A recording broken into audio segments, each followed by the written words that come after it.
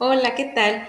Muy bienvenidos sean todos. Me da muchísimo gusto que estén aquí acompañándome en este estudio de la palabra de Dios, las lecturas que se oficiarán en la próxima misa dominical.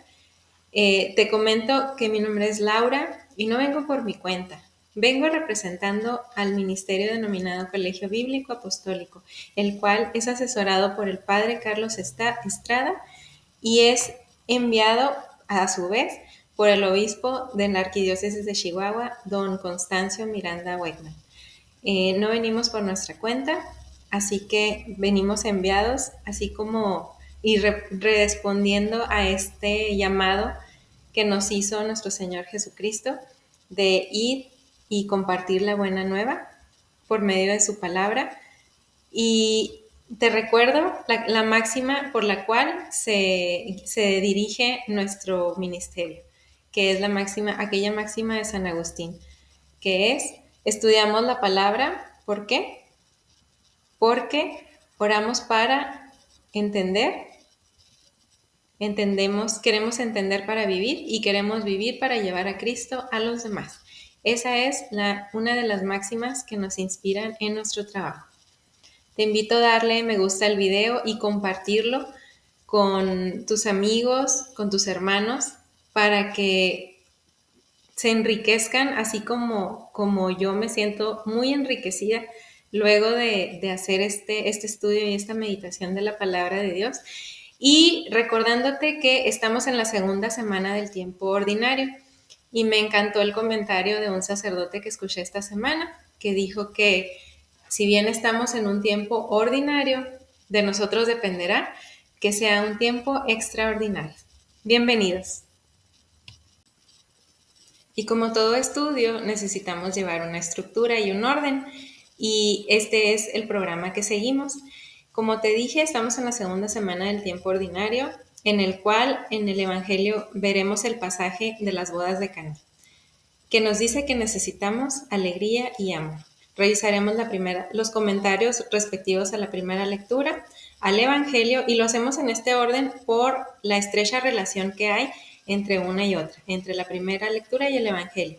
Después pasamos al análisis del comentario de la segunda lectura, revisamos el Salmo, hacemos un mensaje de despedida y terminamos con la reflexión.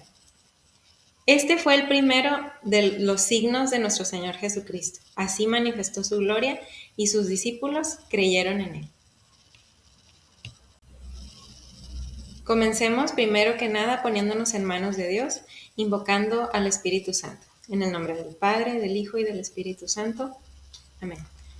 Ven Espíritu Santo, cólmanos con los dones del conocimiento y la sabiduría. Fortalécenos, te lo pedimos, con la gracia celestial, para que podamos grabar en nuestra mente, atesorar en nuestro corazón y practicar en nuestras obras todas las enseñanzas de tu santo libro que nos conducen a la salvación. Amén. Te recuerdo que esta es la parte donde hacemos la lectura de la palabra de Dios según los pasajes que se van a revisar en esta próxima misa dominical. Te invito a que le pongas pausa al video y vayas y busques en tu Biblia los pasajes para que te sea más fácil seguir la lectura. Comenzamos con la primera lectura tomada del libro de Isaías, en su capítulo 62, versículos del 1 al 5. La misión del profeta. Es la Nueva Jerusalén. Por amor a Sión no me callaré, por amor a Jerusalén no descansaré, hasta que irrumpa su justicia como una luz radiante y su salvación, como una antorcha encendida. Las naciones contemplarán tu justicia, y todos los reyes verán tu gloria. Y tú serás llamada con un nombre nuevo, puesto por la boca del Señor. Serás una espléndida corona en la mano del Señor, una diadema real en las palmas de tu Dios. No te dirán más abandonada, ni dirán más a tu tierra devastada, sino que te llamarán mi deleite, y a tu tierra desposada, porque el Señor pone en ti su deleite, y tu tierra tendrá un esposo. Como un joven se casa con una virgen, así te desposará el que te reconstruye, y como la esposa es la alegría de su esposo, así serás tú la alegría de tu Dios. Palabra de Dios. Te alabamos, Señor. Y a continuación pasamos al Evangelio. que este día se tomará del libro de Juan, capítulo 2, versículos 1 al 11, las bodas de Caná. 3 días después se celebraron unas bodas en Caná de Galilea y la madre de Jesús estaba allí. Jesús también fue invitado con sus discípulos y como faltaba vino, la madre de Jesús le dijo: «¿No tienen vino?». Jesús le respondió: «Mujer, ¿qué tenemos que ver nosotros? Mi hora no ha llegado todavía». Pero su madre le dijo a los sirvientes: «Hagan todo lo que él les diga». Había allí 6 tinajas de piedra destinadas a los ritos de purificación de los judíos, que contenían unos 100 litros cada una. Jesús dijo a los sirvientes: «Llenen de agua estas tinajas», y las llenaron hasta el borde. «Saquen ahora», agregó Jesús, «y lleven al encargado del banquete». Así lo hicieron. El encargado probó el agua cambiada en vino, y como ignoraba su origen, aunque lo sabían los sirvientes que habían sacado el agua, llamó al esposo y le dijo: «Siempre se sirve el buen vino, y cuando todos han bebido bien, se trae el de inferior calidad. Tú, en cambio, has guardado el buen vino hasta este momento». Este fue el primero de los signos de Jesús, y lo hizo en Caná de Galilea. Así manifestó su gloria, y sus discípulos creyeron en él. Ahora pasamos a la segunda lectura, tomada de la primera carta a los Corintios, capítulo 12, versículo 4 al 11.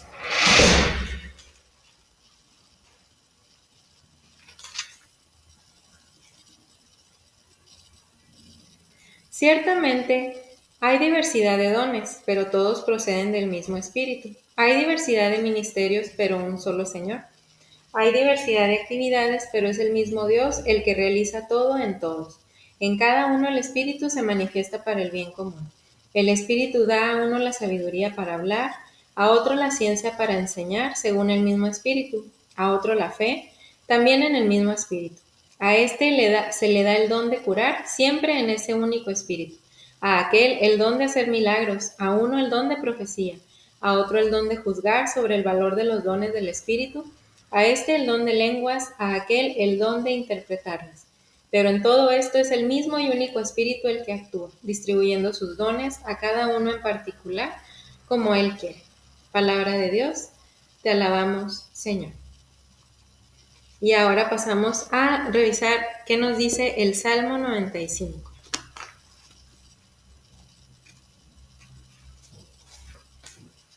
La gloria del Señor, Rey del universo. Contad las maravillas del Señor a todas las naciones. Canten al Señor un canto nuevo. Cante al Señor toda la tierra. Canten al Señor, bendigan su nombre, día tras día proclamen su victoria.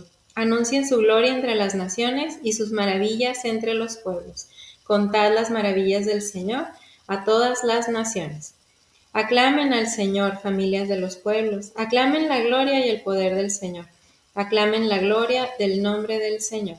Contad las maravillas del Señor a todas las naciones. Entren en sus atrios trayendo una ofrenda. Adoren al Señor al manifestarse su santidad. Que toda la tierra tiemble ante Él. Contad las maravillas del Señor a todas las naciones. Digan entre las naciones: el Señor reina. El mundo está firme y no vacilará. El Señor juzgará a los pueblos con rectitud. Contad las maravillas del Señor a todas las naciones. Y es así como finalizamos con las lecturas de la misa dominical del segundo domingo del tiempo ordinario. Ahora revisemos el comentario de la primera lectura tomada de la Biblia Católica para Jóvenes. Y nos dice que la Biblia convierte gradualmente las figuras de la novia y el novio en una metáfora de la relación entre Israel y Dios. El tercer Isaías proclama que Dios ama a su pueblo con los matices de un novio, lo colma de dones y bendiciones y continúa siéndole fiel.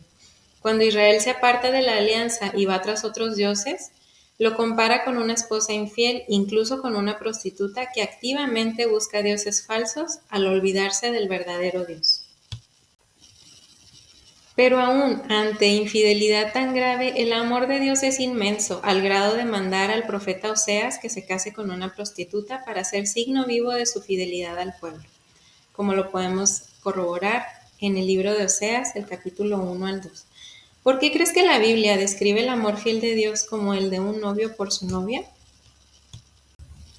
Y ahora veamos qué nos dice la página de dominicos.org respecto a la primera lectura.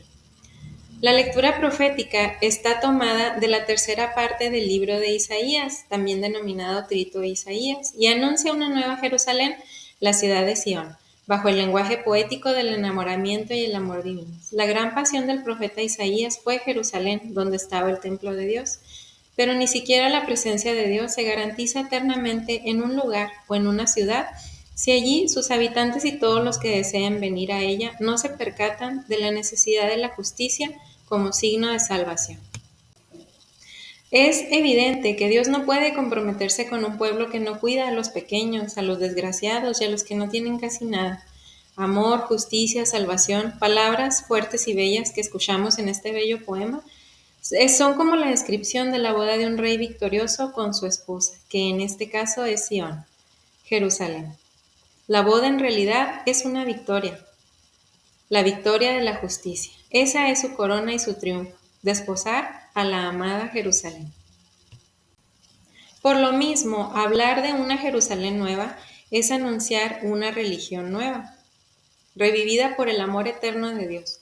Jerusalén es la esposa, pero ¿qué hace una esposa desposada si en sus bodas falta el vino nuevo del amor? Eso es lo que sucedió en las bodas de Caná. En la religión judía, hasta que interviene Jesús ofreciendo el vino nuevo del amor divino, una religión sin amor es como unas bodas sin amor. Y muchas veces nos acostumbramos a practicar ese tipo de religión, vacía, sin sentido y sin enamoramiento. A continuación revisaremos lo que nos dice la misma página de dominicos.org, pero esta vez respecto del Evangelio. El Evangelio de hoy nos propone el relato de las bodas de Caná como el primer signo que Jesús hace y que preanuncia todo aquello que haría después. Este es un relato extraño que habla de unas bodas y no se ocupa apenas de los novios. La madre y su hijo son los verdaderos protagonistas. Ellos parecen en verdad los novios de este acontecimiento. Pero la fuerza en el mensaje de este Evangelio es Jesús, que cambia el agua que debía servir para la purificación de los judíos, según los ritos de su religión ancestral, en un vino de calidad proverbial. Nuestro relato es cristológico porque nos muestra que los discípulos creyeron en él. María actúa más que como madre, como persona atenta a una boda que representa a la religión judía, en la que ella se había educado y había educado a Jesús. Lo que aquí se nos propone considerar es una llamada al vacío de una religión que ha perdido el vino de la vida. Cuando una religión solamente sirve como un rito repetitivo y no como creadora de vida, pierde su gloria y su ser. Jesús, pues, ante el ruego de personas fieles como su madre que se percatan del vacío existente, adelanta su hora, su momento decisivo, para tratar de ofrecer vida a quien la busca de verdad. Su gloria no radica en un milagro exótico, sino en salvar y ofrecer vida donde puede reinar el vacío y la muerte. Esa será su causa, su hora y la razón de su muerte al final de su existencia, tal como interpreta el Evangelio de Juan la vida de Jesús de Nazaret. De una religión surgirá una comunidad nueva. María en el Evangelio de Juan puede muy bien representar a una nueva comunidad que sigue a Jesús, como el discípulo amado, y que ve la boda de esos novios que se quedan sin vino como una lectura crítica de un judaísmo al que combaten los autores del Evangelio de Juan. De ahí que la respuesta de Jesús a su madre en el relato, ¿qué nos va a ti y a mí?, puede tener todo su sentido si el evangelista quiere marcar las diferencias con un judaísmo que se está agotando como religión, porque ha perdido su horizonte mesiánico. Y unas preguntas finales. ¿Y a nuestra religión qué le está sucediendo? ¿Es profética? ¿Transmite vida y alegría? Y en esta ocasión vamos a tocar el comentario que nos hace el misal de este año 2025 respecto al Evangelio. Y nos dice que necesitamos alegría y amor. Si queremos vivir con esperanza y llamarnos cristianos, estas dos actitudes no deberían faltarnos, en cuyo caso tendríamos que buscarlas, la alegría de vivir y el amor por la existencia. Este Evangelio nos puede ayudar en esta búsqueda, pues en aquella boda celebrada en Caná, la constatación de María, ¿ya no tienen vino?, indica una realidad dolorosa, porque el vino en la cultura judía no representaba un pretexto para embriagarse, sino una razón para estar felices. Sin esta bebida, la fiesta era melancólica y no iba a prolongarse.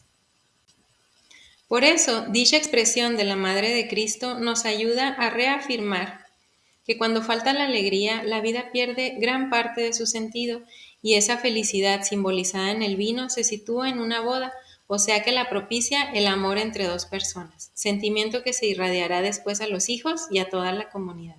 Así cobra un mayor sentido que al agotarse algo tan valioso siga la indicación, hagan lo que Él les diga, refiriéndose a Jesucristo.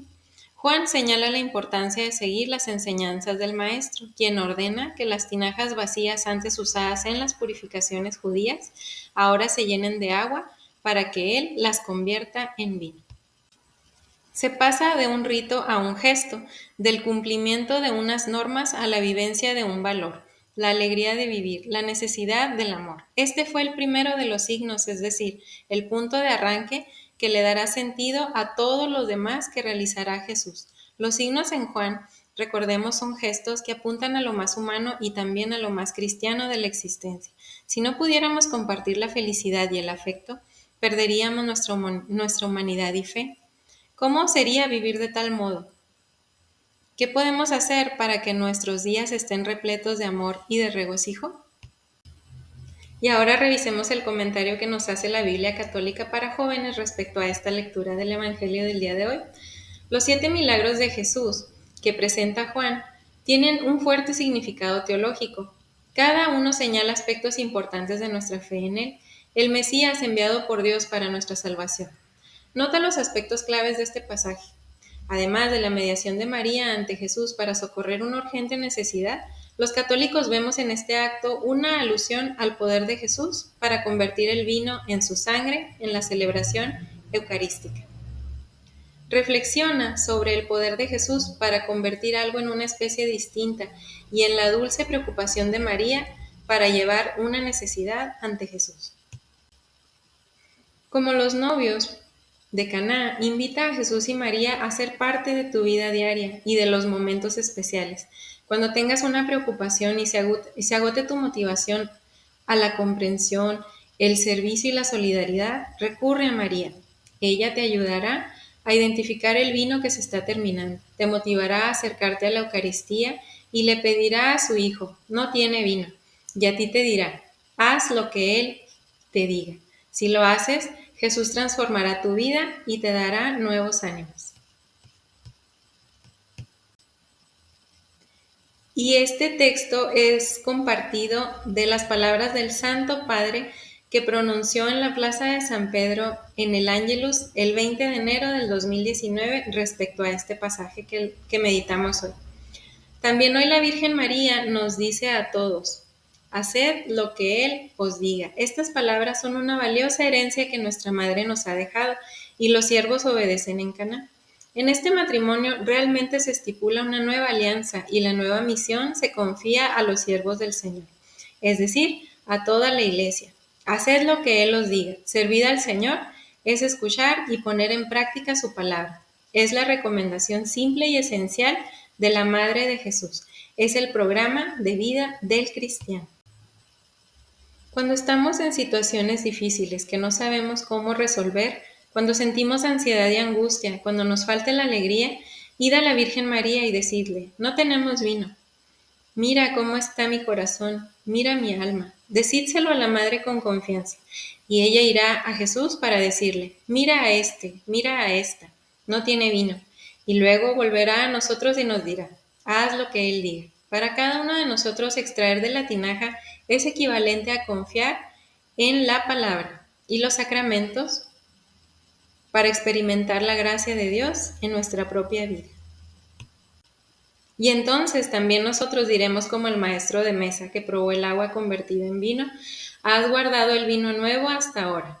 Jesús siempre nos sorprende. Hablemos con la Madre para que hable con el Hijo y Él nos sorprenderá. Solemos decir que una persona tiene carisma cuando luce una personalidad radiante y atractiva.